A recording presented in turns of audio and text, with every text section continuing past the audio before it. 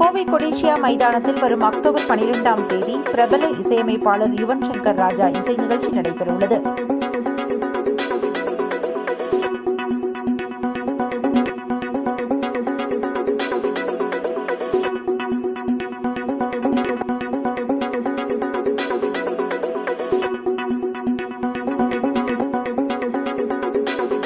சென்னை போன்ற நகரங்களில் மட்டுமல்லாது தற்போது கோவை மாநகரில் கடந்த சில ஆண்டுகளாக இசை நிகழ்ச்சிகள் நடத்தப்பட்டு வருகின்றன.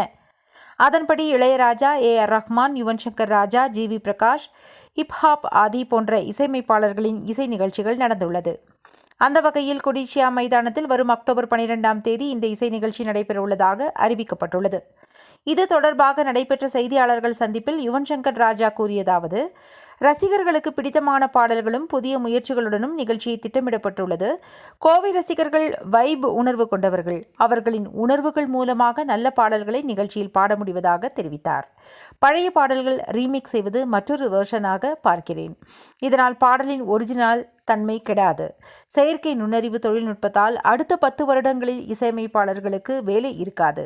இந்த தொழில்நுட்பத்தில் உண்மை தன்மை இருக்காது என AR ரஹ்மான் கூறியது உண்மைதான் என கூறினார். விஜய் சார் கட்சிக்கு பாடல் கேட்டால் நிச்சயம் செய்து தருவேன். பழைய பாடல்களை பயன்படுத்துவதில் பதிப்பு உரிமை பிரச்சினை வரும். எனவே முன் அனுமதி பெற்று பாடல்களை பயன்படுத்துவதுதான் சரியாக இருக்கும்.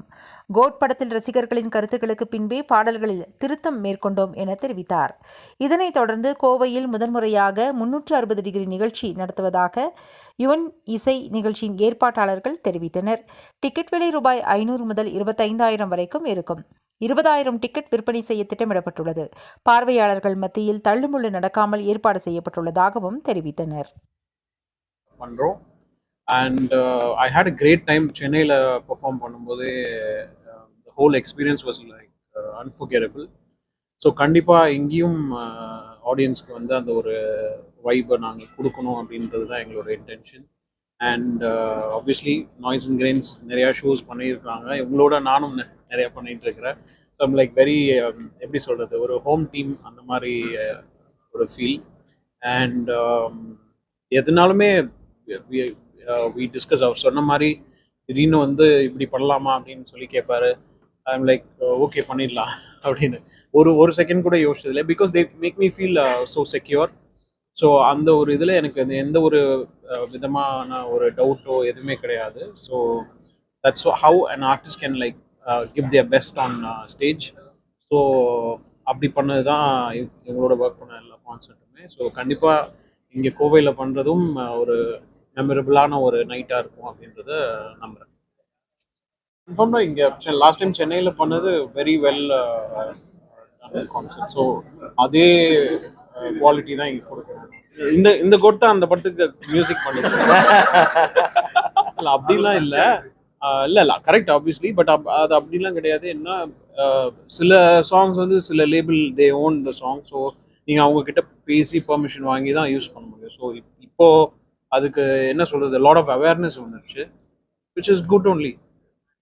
கண்டிப்பாக குறையுது. நான் இன்னும் 5-10 இயர்ஸ்ல மியூசிக் டைரக்டர்ஸ்க்கே வேலை இருக்கு. அவ்வளோதான், சீரியஸாக சொல்கிறேன். Because AI is taking over and whoever knows to do the prompts is going to make the money. அது முடியாது, அது கன்ஃபார்ம் தான் முடியாது. இல்லை பட் நான் சொல்கிறது குவான்டிட்டி வைஸ் நான் சொல்கிறேன். இந்த மாசாக நீங்கள் இறக்கப்படும் ஃப்யூச்சரில் அதுக்கும் டைம் இருக்குது, வரும். போகாதே நீ இருந்தால் நான் இருப்பேன். உன்னோடு வாழ்ந்த காலங்கள் யாவும் கனவாய் என்னை மூடுதடி. கல்லறை கூட ஜன்னல் ஒன்று வைத்து உந்தன் முகம் பார்ப்பேன். இதுக்கப்புறம் கான்செப்ட்ல வந்து